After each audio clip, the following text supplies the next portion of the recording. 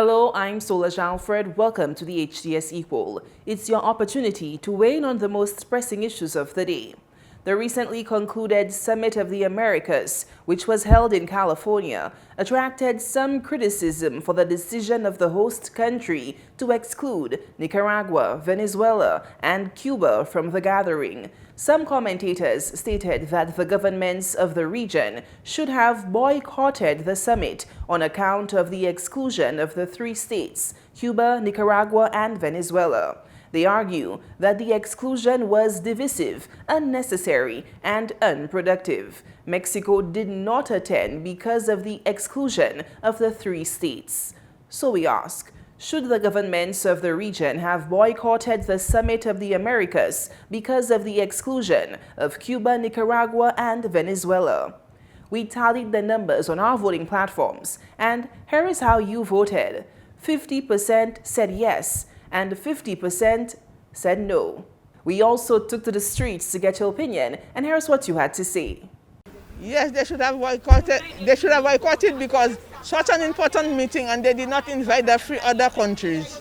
So they should have boycotted. It's a worldwide event. They should have invited them and they did not, so they should have boycotted. They have all the right to boycott it. Yeah, I believe they should because, first of all, if they can invite a couple of the Caribbean countries to that summit and boycott certain countries, I believe that the other countries should do the same and boycott because we have no benefits in the Americas and their business or whatever they involved with or whatever they're doing. So I believe that the other countries should just follow up and boycott them.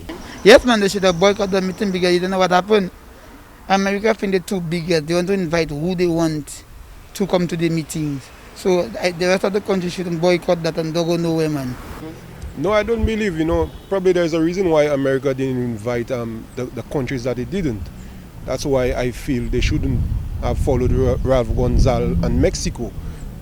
I mean, coming from what we understand, Nicaragua, Venezuela, Cuba were left out. We would want to find out what was the reason for them being left out.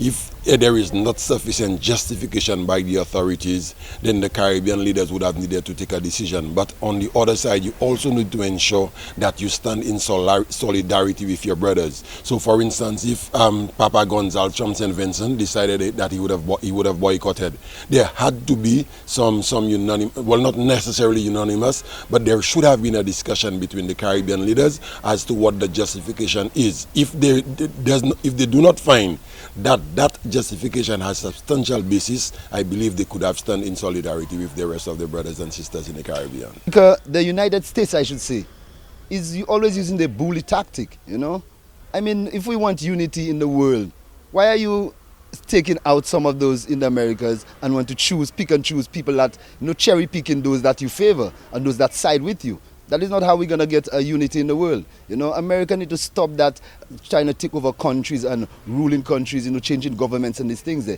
We want unity in the entire world. We want peace to reign in the world. So should the governments of the region boycott it?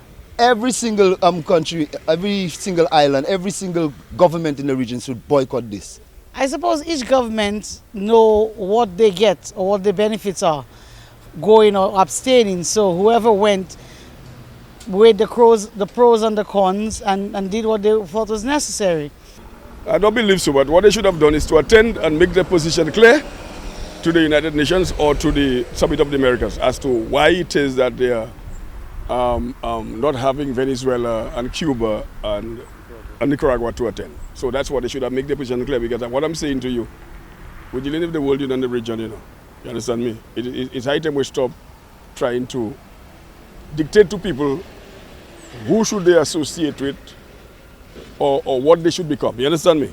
Thanks for those responses. Now to our new discussion. The Caribbean Development Bank is the latest in a list of institutions warning about the heavy reliance on imported foods into St. Lucia and the CARICOM region as a whole.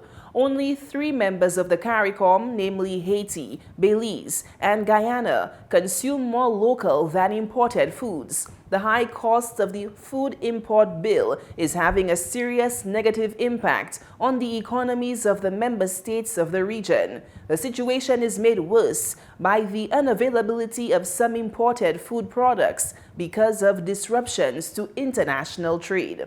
So we ask, are you willing to make adjustments to help cushion the impact of our heavy reliance on imported food? Voting is easy. Just log on to htsstlucia.org and vote. Remember, our Epoll team is always on the go to get your responses as well. Watch the HTS News Force from 7 p.m. for the results and a new discussion.